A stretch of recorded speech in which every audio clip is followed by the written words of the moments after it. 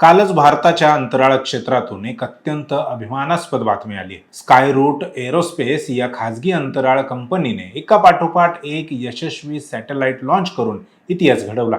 परंतु या यशाच्या जल्लोषाच्या मागे भारताच्या अंतराळ क्षेत्राला हादरवून टाकणारी एक अत्यंत चिंताजनक बातमी देखील आहे। एकीकडे खाजगी कंपन्या अंतराळात उत्तुंग झेप घेत असताना दुसरीकडे भारताची शान असलेल्या इस्रो म्हणजेच भारतीय अंतराळ संशोधन संस्थेमधून गेल्या काही महिन्यांमध्ये तब्बल 100हून अधिक वैज्ञानिकांनी आपले राजीनामे दिले आहेत। ज्या इस्रोमध्ये काम करण्याचं स्वप्न भारतातील प्रत्येक तरुण शास्त्रज्ञ पाहतो, तिथून एकाच वेळी शेकडो अनुभवी वैज्ञानिक बाहेर पडत आहेत। भारत आता कुठे जागतिक अंतराळ बाजारपेठेत आपले पाय घट्ट रोवत आहे। चंद्रयान आणि मंगळयानांसारखे मोठे टप्पे आपण पार करत आहोत।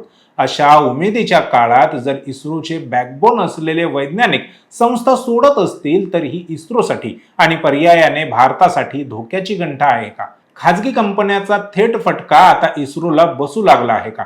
या राजीनाम्यांच्या मागे नेमकी कोणती कारणं आहेत? आज यावरच सविस्तर चर्चा करूयात।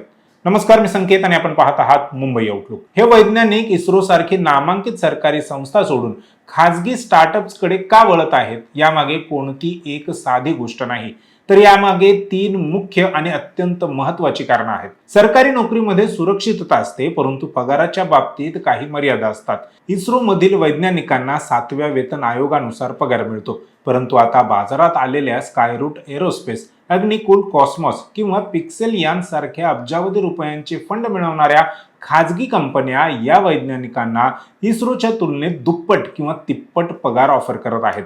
जेव्हा कॉर्पोरेट क्षेत्राकडून लाखो करोडोंचे पॅकेज आणि सोबतीला इक्विटी मिळते, तेव्हा आर्थिक स्थैर्यासाठी वैज्ञानिक या खाजगी कंपन्यांकडे आकृष्ट होणे स्वाभाविक आहे। दुसरं सर्वात मोठं कारण म्हणजे या खाजगी कंपन्या सध्या स्टार्टअप स्टेजमध्ये आहेत। त्यांना त्यांचे साम्राज्य उभं करण्यासाठी अशा लोकांची गरज आहे ज्यांना अंतराळ तंत्रज्ञानाचा दांडगा अनुभव आहे। इस्रोमध्ये एका विशिष्ट पदावर पोहोचण्यासाठी आणि मोठे निर्णय घेण्यासाठी सिनियरिटीनुसार अनेक वर्ष वाट पाहावी लागते। या उलट खाजगी कंपन्या या अनुभवी वैज्ञानिकांना थेट chief technology officer, project head किंवा व्हाईस प्रेसिडेंट सारखे थेट लीडरशिप रोल्स ऑफर करत आहेत।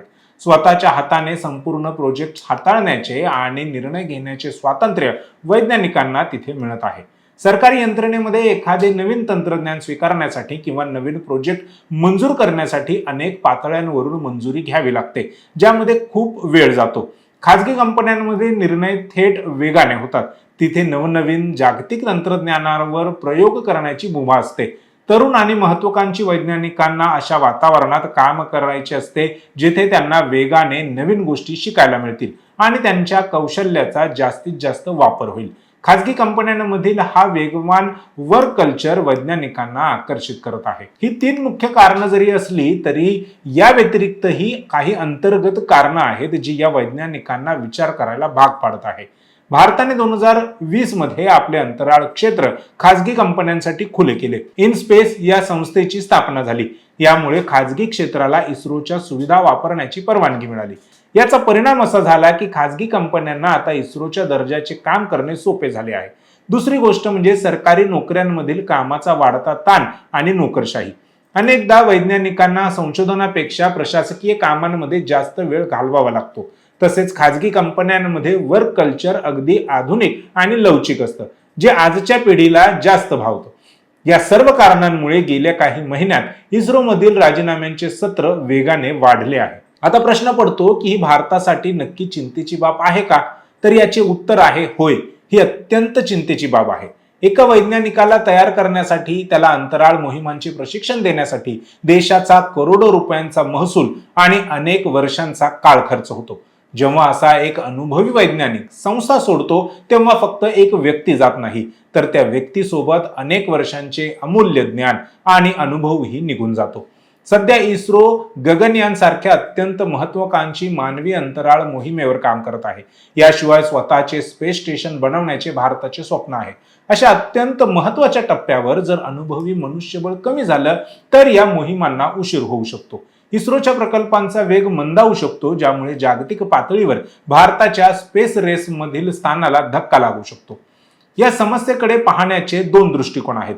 एकीकडे खासगी कंपन्यांची प्रगती होणे देशासाठी अभिमानास्पद आहे, कारण यामुळे अंतराळ क्षेत्रात भारताची ताकद दुप्पट होईल. परंतु दुसरीकडे ज्या इस्रोने आपल्याला शून्य ते शिखरापर्यंतचा प्रवास घडवला त्या संस्थेचे नुकसान परवडणारे नाही. भारताला जर अंतराळ क्षेत्रातील महासत्ता बनायचे असेल तर इस्रोला आपल्या वैज्ञानिकांसाठीच्या धोरणांमध्ये बदल नक्कीच करावा लागेल. त्यांना उत्तम भत्ते, कामाचे अधिक स्वातंत्र्य आणि जागतिक दर्जाच्या सोयी सुविधा सरकारी चौकटीत राहून कशा देता येतील याचा विचार सरकारने करण्याची वेळ आली आहे. तरच आपण आपले ब्रेन ड्रेन देशाबाहेर किंवा सरकारी संस्थांमधून बाहेर जाण्यापासून रोखू शकतो. या समस्येवर केंद्र सरकारने काही नियमांमध्ये बदल केले आहेत, जेणेकरून इस्रोच्या वैज्ञानिकांना संस्था सोडणे अवघड होऊन बसेल. म्हणजे एका बाजूला अंतराळाच्या क्षेत्रात खासगी कंपन्यांना खुली सूट द्यायची, त्यांना या क्षेत्रात पाचारण करायचं आणि नंतर इस्रोचे वैज्ञानिक संस्था सोडू नयेत म्हणून त्यांच्यावर कडक निर्बंध लादायचे. ही केंद्र सरकारची दुटप्पी भूमिका आहे. परंतु केंद्राने जरी राजीनामा देण्यासाठीचे नियम बदलून ते अधिक कडक केलेले असले तरी इस्रोचे वैज्ञानिक इस्रोतच थांबणार का हा प्रश्न कायम आहेच.